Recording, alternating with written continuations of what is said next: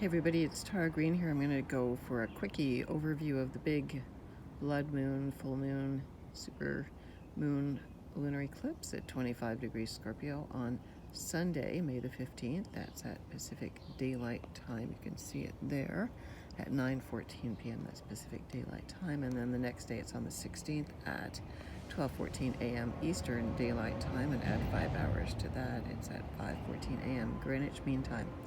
So it's a pretty complex moon here now. The fact that it's a south nodal lunar eclipse means it's a time for releasing. Okay, Scorpio rules power, it rules control, it rules sexuality, it rules reproduction. So you can see all of the issues. It's a feminine water sign, it's emotional. So you can see the issues about the Roe versus Wade coming up in the States, totally pertaining to the matters of a south nodal lunar eclipse, going back to the past. Scorpio is the 8th sign of the zodiac. Traditionally, it's only all about death.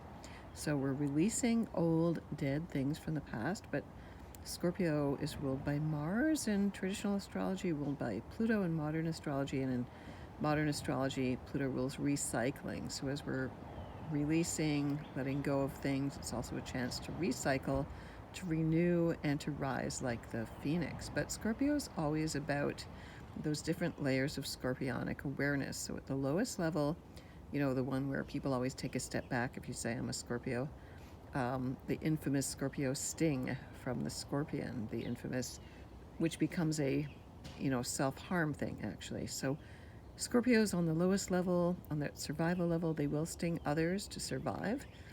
So that's where the ruthless, nasty using, when I need you, I want you, otherwise goodbye, you're dead to me, Scorpio energy comes out. So that's when people are unconscious.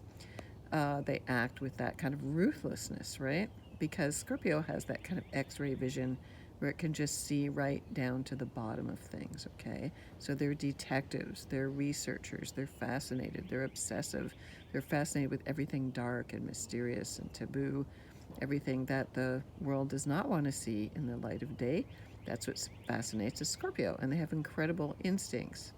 And so they need to learn to trust their instincts, and they have what I call X-ray vision as well. So you can never fool a Scorpio. They always know. They may not talk about it, or they may be, gathering all the information so they can use it against you when they need to. So Scorpio energy, it's about sex, it's about money, it's about power, finance, control. So issues of a lot of dumping. Financial markets are dumping. There's a big crypto crash going on today. This is May the 12th happening. The markets are also dumping. So this is a sign also that because the South Node is in Scorpio for quite a while, that, the old financial markets are losing at this point after the big peak. So Scorpio is also about big power, secret laundering money, sex trafficking, all those really horrible things, S&M, BDSM, torture, manipulation, ruthless power. Okay, so all of those things, shadow power, threatening people over money, mafia, dark gangsters, all of that, heavy duty stuff, that's also part of this. And Scorpio is also paranoid, so you have to be careful to be able to separate where you're being paranoid and what you really need to be afraid of, which is the power control issues that are definitely trying to take over the world right now. And that comes from Pluto at the last degrees of Capricorn as well. And the first Pluto return to the US is also part of this whole scenario. So Scorpio then rises up after it realizes that if it just hurts other people and stings them too hard, it's only going to hurt itself. And it learns to ride the waves of, all of that power and control. It's not that it goes away. It's just that they learn to control it and not react on the outside. But they never forget. Scorpio never forgets a slight. Never forgets if you did something they didn't like. Okay, it is a fixed sign. It's a fixed water sign, and all the fixed signs are very stubborn. Okay, they don't want to move. So Scorpio then learns eventually to rise from being the scorpion to the eagle, which flies the highest with spirit, to the phoenix, where through crashing and burning and, the ego that wants to always, fly to the sun, the soul is really running the show, and the soul's territory is always the underworld, ruled by Pluto, death, the place of the shades. Traditionally it was called that, Hades, the unconscious. And, Pluto rules the collective unconscious, and the moon rules the moods of the people. So this is a very good full moon to really feel into what's going on in the collective unconscious, what's going on behind the scenes, what's invisible, what you need to detect with your own instincts. Okay, it may be shocking, it might be scary, the power plays that are going on right now, but you know, Scorpio wants to know and won't stop until it gets to the bottom of the mystery. Okay, now the eclipse will be visible over most of North America, which means that the places where it's visible are hit the strongest. Okay, so the eclipse is also going to be quite long lasting. I think it's one of the first, most longest lasting in a number of years. So as for the aspects, it is also squaring Saturn and Aquarius, okay, which are squaring the nodes. And the nodes of the moon are what create all eclipses. So, of course, the sun and the moon are very close to the north node in Taurus. Sun is conjunct the north node in Taurus. And the south node is connected to the moon in Scorpio. Okay, so that's one major thing. Now, the traditional ruler of Scorpio is Mars, and Mars is exactly conjunct Neptune. So this is very delusional, foggy, all about projection. I think it's really good to use your Scorpio X-ray vision, your instincts, to look through all the fake news, to look through the false agendas, to look at the denial state, to look at what's going on over here, the sleight of hand. You know, nothing is what it appears to be. Now, as far as I'm concerned right now, everything is fake. Everything you see in the media is fake, and it has been fake for a very long time. Okay, so Mars in Pisces, extremely emotional, extremely dreamy, extremely psychic, extremely bringing up all of the dark part of Scorpio, which is addictions and delusion and illusion and false gurus and tons of projection and that kind of soulmate merging and, you know, fake psychics and, you know, all of the TikTok, and, you know, everybody's imitating psychics on Twitter and Instagram and TikTok. I've had my share of that too, Facebook as well, whatever. All of that shabby shamans, my husband likes to call them, you know, really being able to discern who's real and who isn't, really by trusting your instincts. And it's really only by trusting your instincts that you're going to navigate, period. So you can see here Venus is also conjunct Chiron in Aries at the 15th degree, the most powerful degree. And so it's all about healing the wounds that the feminine has around the warrior battle that's been going on, and also going to battle against those men. It's Aries, the masculine, that are trying to make women vulnerable. The whole Roe versus Wade thing is part of that. So, you know, Venus in Aries is an Amazon warrior. She's going to battle against those warriors, and she's becoming the warrior, and she's going to fight for her rights. So that's also another big part of that. Again, Mars conjunct Neptune. Heightened psychic energy, super heightened psychic energy. I would really use it to look at what's going on below the surface. Look into the dark side. The dark side pretends it's the light. I remember one of my really super tarot teachers said to me, beware of demons disguised as the light. And I've always held that to be like a very important admonition. It's really helped me through the ages. So what else is going on here? Of course, the moon is opposite the sun. The moon is trine Neptune and also Mars. So again, that ability to use your imagination, your projection.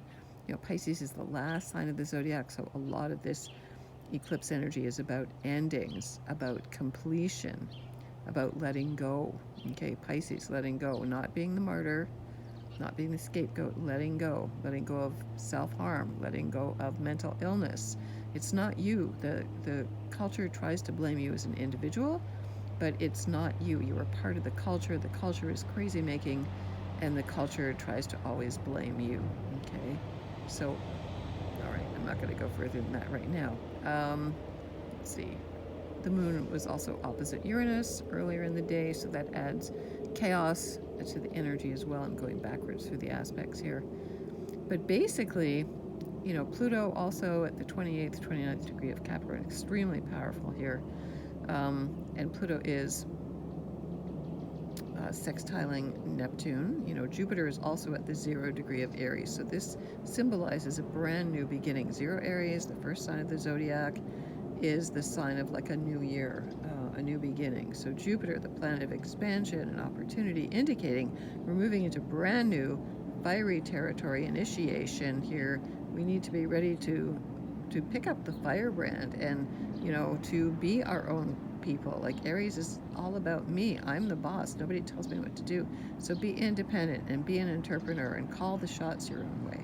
But also be careful, because people will be aggressive, and they will be spontaneous and competitive and want to live dangerously and all that kind of thing, right? So it can be a really interesting mix of deep emotion, but also denial, escapism, again, that projection, going heavily into your addictions. The more pain that Venus Chiron conjunction brings up, the deep wounds, the, Chiron, the wounded healer, wounded in battle, accidentally can't heal himself.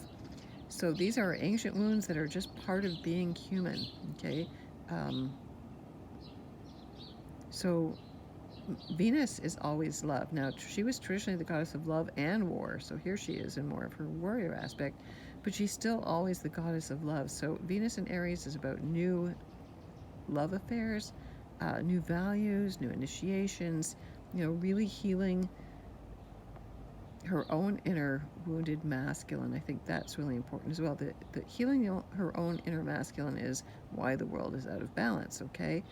The masculine has been after the feminine for thousands of years. That's the basis of the Bible. You've probably heard me say this thousands of times.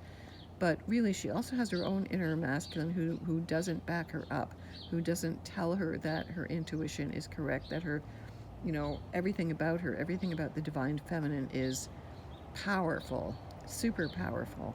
The ability to menstruate every month, to give birth potentially, that kind of strength, that inner strength. That's what Venus in Aries is all about, inner strength.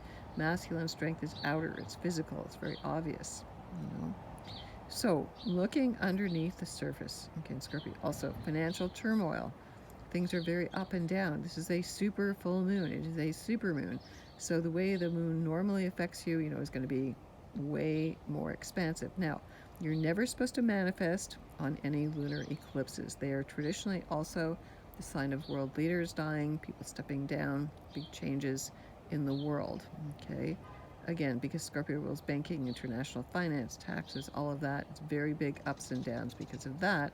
But again, no manifesting on a lunar eclipse. According to the Tibetan Buddhists, during a lunar eclipse, every positive act is multiplied 100,000 times, and every negative act is multiplied 1,000,000 times on a solar eclipse.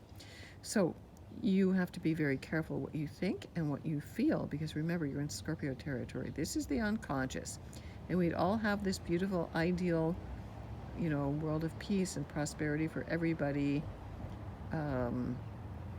if we could just manifest that. But obviously the collective unconscious, which also governs our karma, which is Saturn actually in Aquarius, kind of pinning those nodes and the sun and the moon down to what is the karma, okay? Now, again, so don't try to manifest. I don't care what those TikTok newbie witches, wannabe witches, or whatever are all about.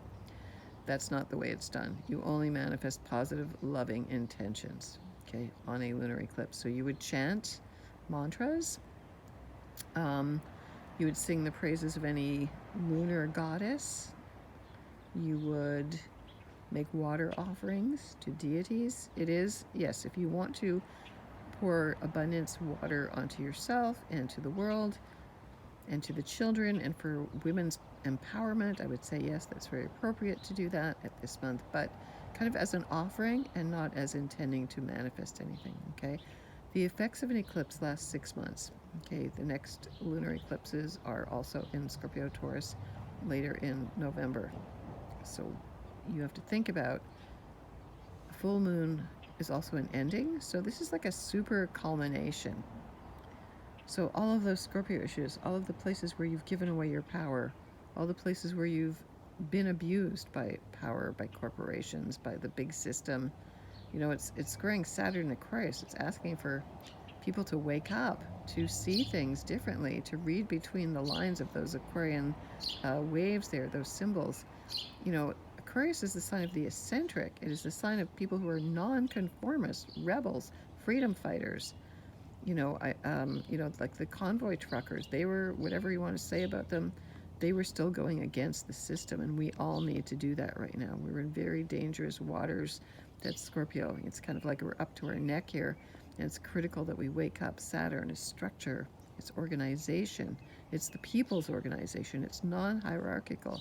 So the sun in Taurus is about taking a stand, using your voice, hanging on to what you have. So really it's all about their limitations. Again, the limitations going on, that's Saturn.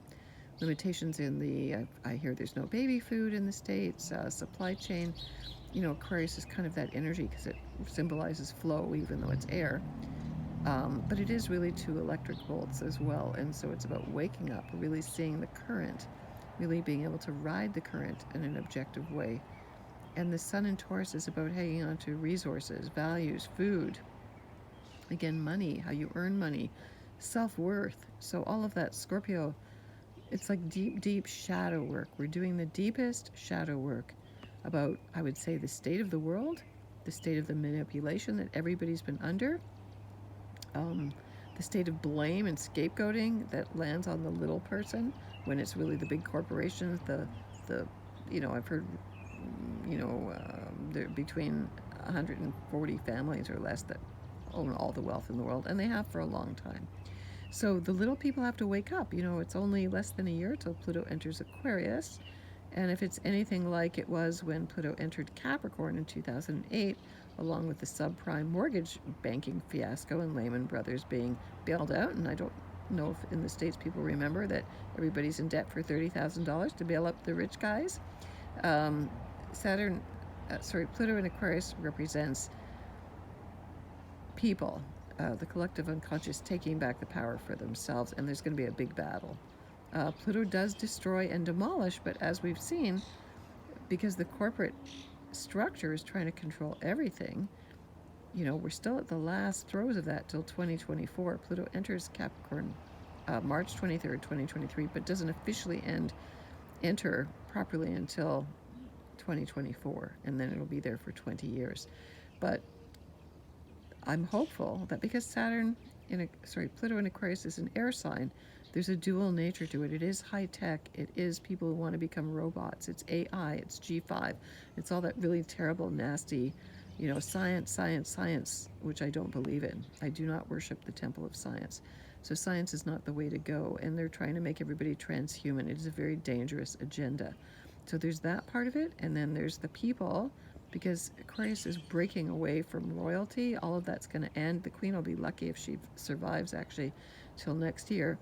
The monarchy is set to end anyway. And then, you know, Pluto in Aquarius is like about the people sharing the power, collectives, not buying into that corporate structure, using the technology to serve the collective good. So there's going to be a big, you know, power struggle about who's in control. So you want to get the heads up about that because it's not that far away. Okay. Now I am going to do a live workshop on Sunday the 15th at 7:30 p.m. Eastern Daylight Time. And I'm inviting you to join me there. I have a sliding scale. It's from $18 to $28. You can send a payment for that through PayPal me, Tara Green Tarot Astro, or just through my website, tarot.com, or email me at taragreentarot@gmail.com. And I will send you the link. It will also be recorded. And so we're going to go into a deep meditation during this lunar eclipse and really try to collectively take a big peep into that deep, dark shadow, you know, of the underworld, you know, the drugs, the sex, the human trafficking, the child trafficking, all the nasty horribleness of it. Because if we aren't willing to see it, we can't do anything about it to change it. So again, if you want to sign up for my workshop, you can do it by donation. You can send money through me at PayPal. Again, my email is Tara Green, my name with an E on the end, tarot, T-A-R-O-T @gmail.com. Or you can, if you're in Canada, you can e-transfer me that amount. I will send you the link. It's on Zoom, it's live, it will be recorded. So wishing you all the best blessings. Now, if you do have planets at 25 or within 2 degrees, 23 to 26 degrees, Scorpio, Taurus, Aquarius, and Leo, which is conjunct the fixed star Regulus, you will be very much in those crosshairs. But everybody's going to feel it, okay? So sending you the best blessings. See you soon. TaraTarot.com.